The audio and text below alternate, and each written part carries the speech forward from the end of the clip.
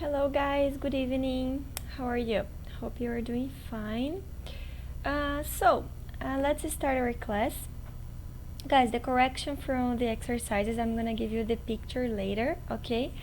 On this class, like in attached, okay?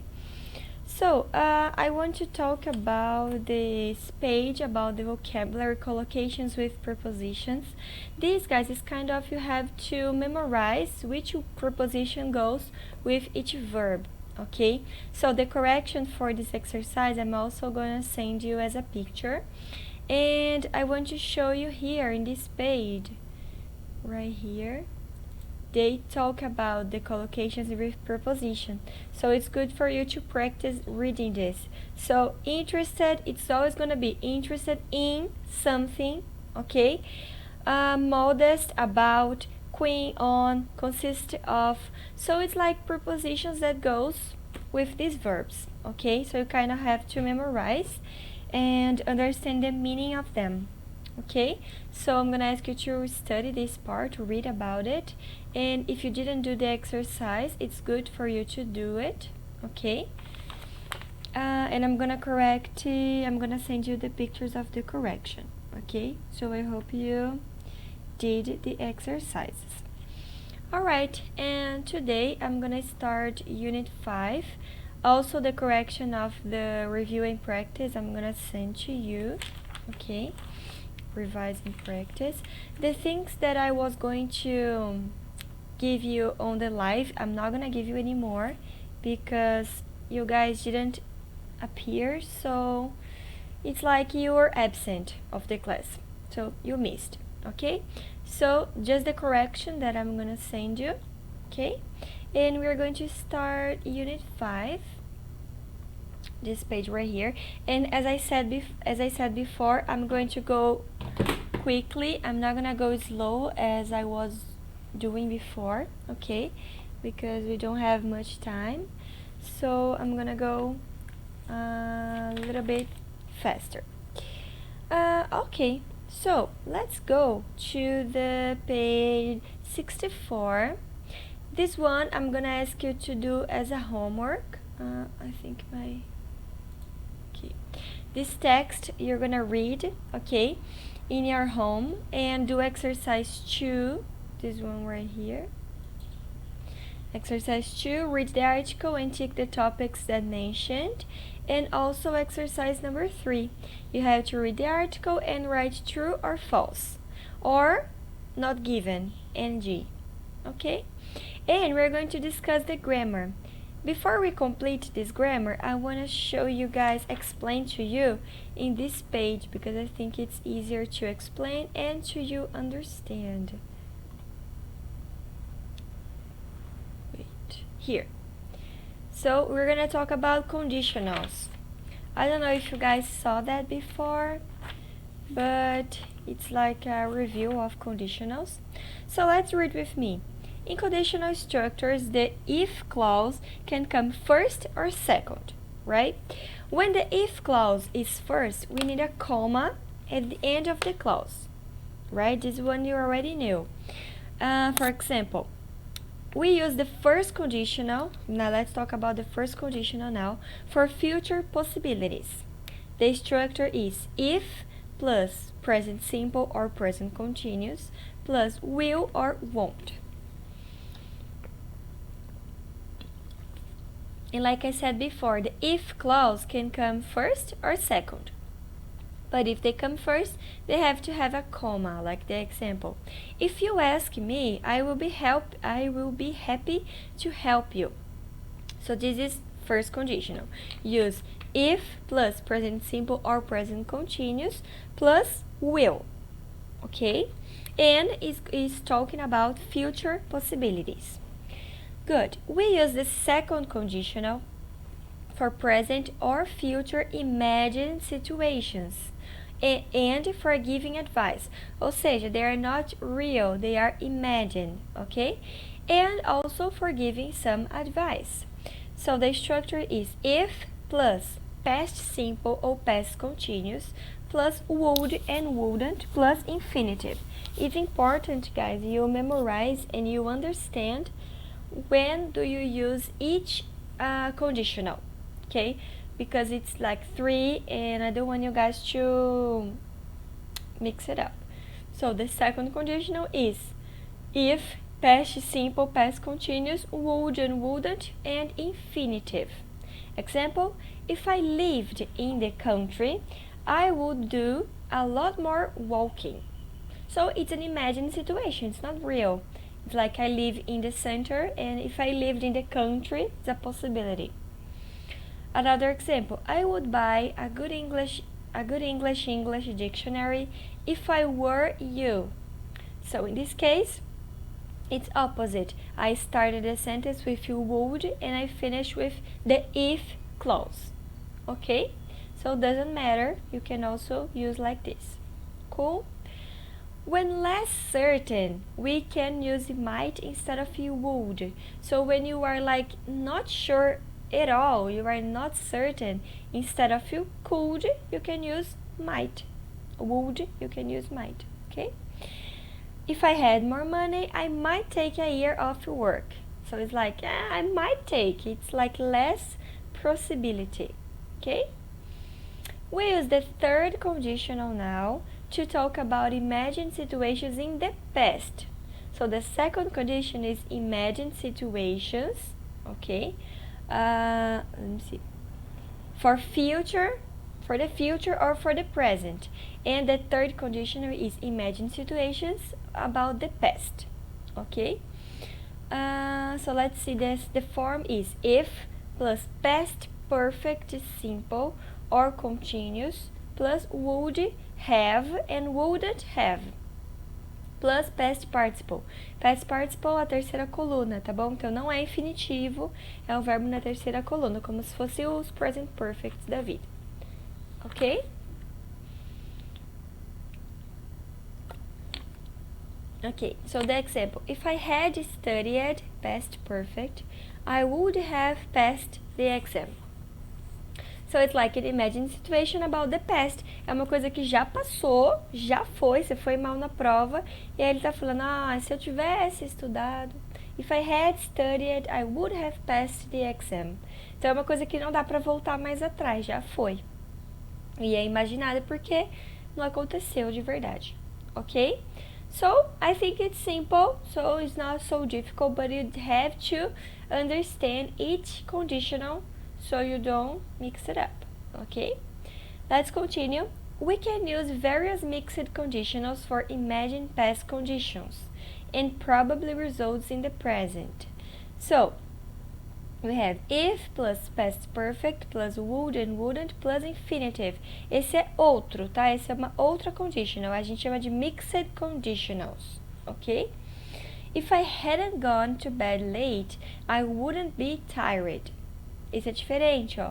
O final dele é wouldn't e would mais infinitivo, não é would have. A terceira third conditional é would have, mais o verbo no particípio, tá bom? Olha lá, we can also use mixed conditionals to talk about situations that never happened because of conditions which are true. Form if, past simple, continuous, would have, wouldn't have, plus infinitive. Então esse é um pouco confuso, porque são muitas. Ainda para ajudar tem essas mixed, que eu tô lendo aqui no final, tá? Ok, então, retomando. Mixed conditions for imagined past conditions, tá? Imagined past conditions and probably results in the present. Então, situações imaginárias, ok? Do passado e provavelmente com resultados no presente. Vocês vão usar esse daqui. If I hadn't gone é o past perfect, mais o would e wouldn't, mais infinitivo. Então, situações imaginárias no passado com resultado no presente. Essa daqui. Agora, essa outra aqui é to talk about situations that never happened, então situações imaginárias também que nunca aconteceram, por causa de uma condição que é verdade. Então, essa aqui ela é imaginária porque ela nunca aconteceu, por conta de algo que seja verdadeiro sobre vocês ou sobre a situação. Esse é diferente. If mais past simple ou continuous, então não é mais past perfect, que nem aqui. E o would have. Então, ele meio que inverteu Would have vem aqui, esse aqui é o would mais infinitivo. E aqui é past simple e aqui é o past perfect, tá bom? Então, estudem bastante isso, tá bom? Pra não se confundirem. Esse é o Mixed Conditionals. Tem 2 tipos. Good. Vamos voltar lá. Let's go back to page 65 and complete the grammar, the active grammar box. Aqui. Não é essa não.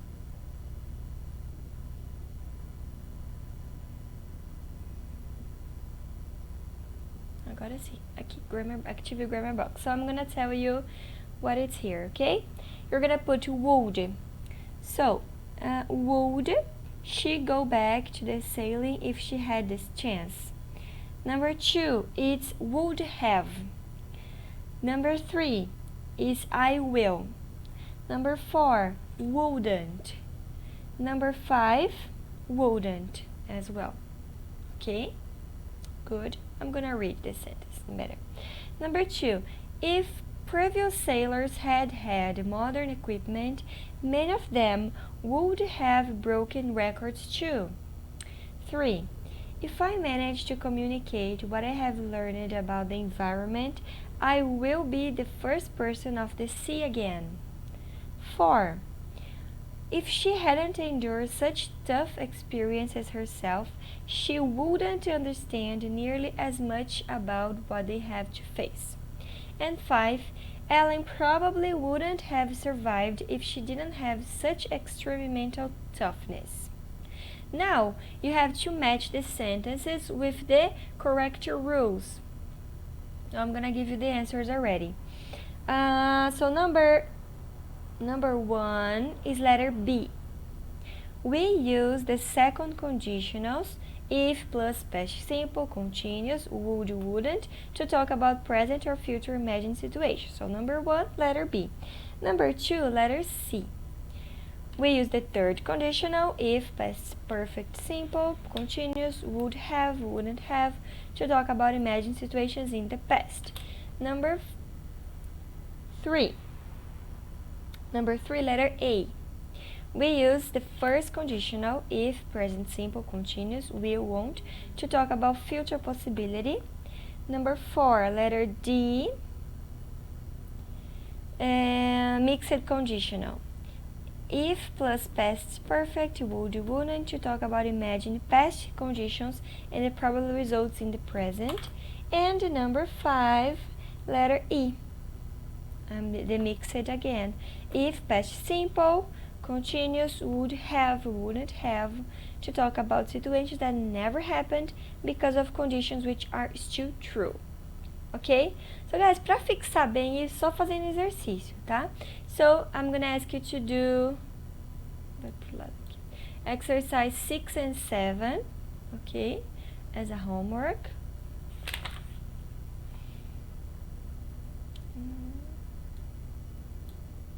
Okay. Exercise 8. You have to look at the underlined verb phrases and try to work their meaning from the context. Então, todas essas palavras estão no texto. Vocês têm que tentar entender pelo contexto do texto que vocês leram. Ok? If you didn't understand, again, guys, you can ask me. And you also can look at the dictionary. You are independent, you can take the dictionary English to English and search the words and see if they match with the text or not, okay? And exercise 9, choose the correct words in italics, ok? Vocês vão circular aí as palavras que estão em italics, certo? Guys, uma coisa, eu vou pedir para vocês me mandarem a foto, tá bom? Dos exercícios feitos, mas não é para mandar pelo WhatsApp, é para mandar pelo e-mail. Vocês já são grandinhos, já sabem anexar a foto no e-mail, né? Então, anexa a foto no meu e-mail e manda. Pelo WhatsApp eu não quero, porque enche meu celular, eu não consigo abrir as imagens, tá? Então, pelo e-mail, por favor, mas eu quero que mandem os exercícios feitos para eu dar nota de classe, ok? Good. Now we are going to go to the other, to page, 68.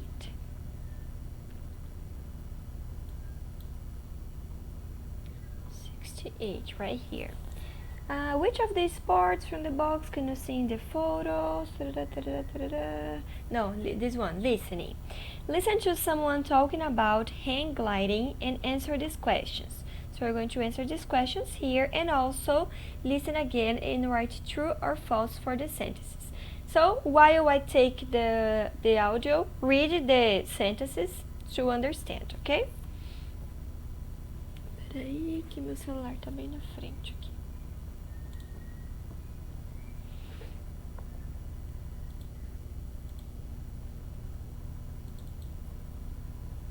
Uh, 139.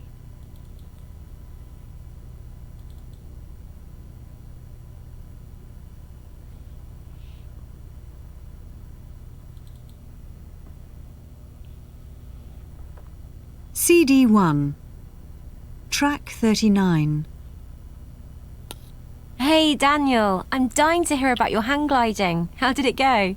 Oh yeah, it was fantastic. Really amazing, actually. Oh really? I think it looks really scary. Well, the place I went was very organised, and the instructors were really good, and I just felt very safe. I got there quite early. You could arrive any time after 8 in the morning, and I got there soon after that, you know. I wanted to do as much hang gliding as I could. Did you have to do a lot of training before you could go up? Or were you allowed to just start without doing any training? Well, I couldn't go straight up without any training at all. But there wasn't much, just information, really. Oh. The amount of training you have depends on what kind of hang gliding you're doing. I mean, I didn't go up alone, you know. I went up with an instructor, so he was doing all the flying and the technical stuff, like steering, and knowing how and where to land. Basically, you can't go up alone on your first time. I'm not sure how many times it is. I think you can go alone after doing a few flights with an instructor and some longer training. Oh, I see. Anyway, I wasn't allowed to go up before having some brief general instructions. But that's all it was, really. No training as such. Oh. Then I got into the harness. They attached me to the hang glider. I was literally hanging in a lying down position from the frame of the glider. It felt quite strange. Then a small plane pulled the glider and me to the taking off position. And then up into the sky. It's really simple. But really scary. Well, strangely, it didn't feel too scary at that point, just exhilarating. We climbed higher and higher until the gauge said we were at 2,000 feet. That's about 600 meters. Then the plane let us loose and went back towards the field below. Once the plane had gone, everything was silent. You just hear the sound of wind rushing around your ears. It was amazing. Did you look down? I mean, what could you see on the ground? It looks incredible from up there. You can see beautiful fields and mountains, and lots of tiny specks which are houses and things. Anyway, at one point, my instructor explained how to steer. You just move your weight to one side in order to change direction. Did you do it? Yes, yes I did, but it didn't just gently change direction. The hang glider suddenly went veering over to the left. Oh, maybe you should have moved a bit more gently. Yes, I think so. I mean, I did what he said. I leaned to the left. Maybe you shouldn't have leaned so far then. Yes. Anyway, it was fine. I just scared myself a bit. I was quite happy to give the controls back to the instructor. Yes. After that, we circled around the valley for about 15 or 20 minutes. It was so beautiful and calm up there. What about the landing? Well, that was another bit that I was a bit scared about. As we got closer to the ground, I got a bit less calm. Suddenly the ground seemed to be rushing up towards me really quickly. But the instructor was really good and he landed the glider really smoothly. And once the glider has stopped, you just stand up and take off the harness. Wow, great. Yeah, it was really good. I loved it. I did 2 more flights that day. I can see how sports like this are addictive. I'd definitely like to do it again. Next time, I think I'd like to do some training and go up alone. You should come with me next time. Well, sounds a bit too scary for me. It's not really. If I were you, I'd just go for it. It's not scary once you're up there. Being a spectator is probably worse. Could you do a really low flight? I mean, are you allowed to go up just a little way above the ground? Not go up so high? No. I don't think so. I think that would be much more dangerous. I mean, think of all the things in your way. Buildings, trees. I suppose so, yes. I hadn't thought of that. Okay, so guys, if you didn't get it, you can listen again and try to do it, okay? This one is also homework. You have to send me, all right? Good. Exercise 6, guys. I'm going to prepare an exercise for you and like an extra one, explaining the difference between them. And after that, after you do the activity and understand the difference, you're going to do exercise 7 as well, okay? So exercise 7 is also homework. Good. Now let's do this grammar here to finish, okay? All right. So here we're talking about permission and advice. So in these two sentences here, we have two sentences. One is using can and the other one is using could. So what is the difference between them? Let's read the sentence. Can you go alone after doing a few flights with an instructor? Could you do a really low flight? So guys, both of them are for permission, right? Like, can I go to the bathroom? Can I do that? And da-da. But could, it's a little more tentative, all right?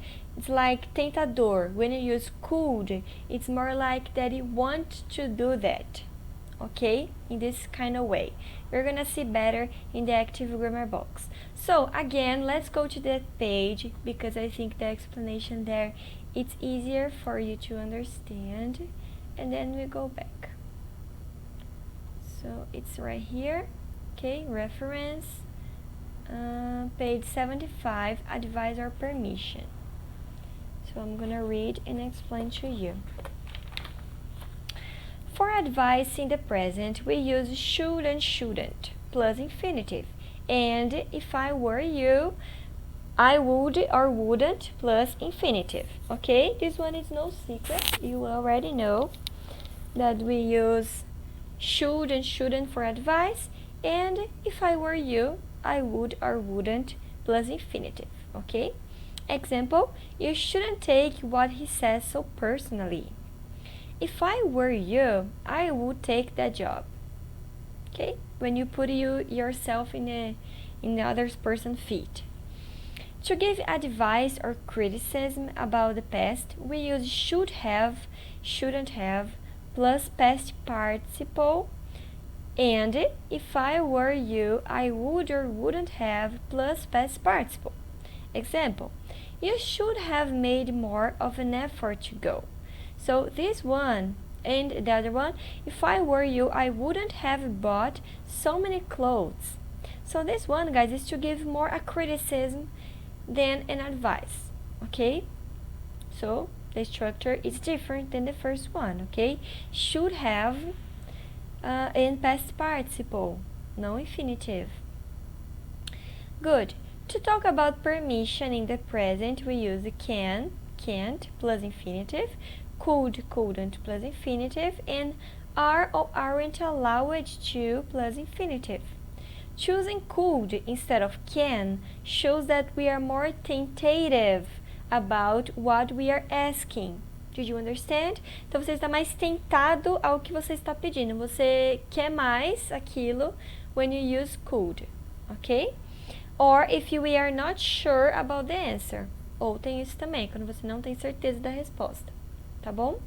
Example, you can take part after a 2-hour training section. Could I borrow your car this weekend? You aren't allowed to swim unless you wear goggles. So all of this, it's for asking for permission, okay? And to talk about permission in the past, porque isso aqui é no presente, no present. In the past, we use, I'm right here, could or couldn't plus infinitive, and were or weren't allowed to plus infinitive. When I was a child, I could stay up late on Fridays. They weren't allowed to take any photos. Okay? Permissions in the past. Good? Okay, guys, if you have any problems again, just let me know. Okay? Going back to page 69 in the active grammar box. It's like the same thing I read here. It's just more briefly. Okay, just a summarize. Advice present, should, shouldn't, infinitive. Advice past, should have, shouldn't have, plus past participle. Permission present, can, could, are allowed to. E permission in the past, could, were, and allowed to. Tudo bem? Good. Exercise 11, complete the sentence in a logical way. So when you go rock climbing, you should complete the sentence in a logical way that makes sense. Okay? Exercise 12, you have to choose the words in italics. And that's all. That's all of a lot of things, I know, but that's it until exercise 12. So guys, again, you have to send me the picture of the exercises done so I know that you did. After I send you the correction, I'm not gonna accept anymore as a point, of course, because I gave you the correction. So you have this class to do until next class, until Wednesday, okay?